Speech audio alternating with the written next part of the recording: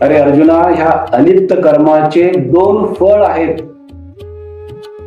जो मनुष्य स्वधर्माचे स्वकर्माचे अलिप्तपणे पालन करतो त्या मनुष्याला पहिले फळ मिळते,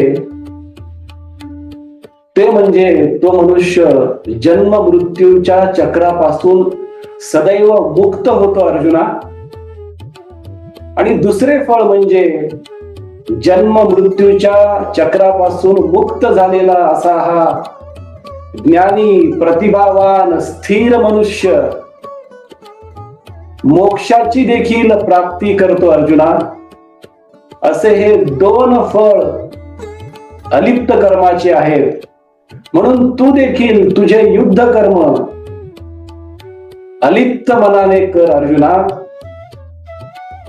कारण तू देखील तुझ्या जीवना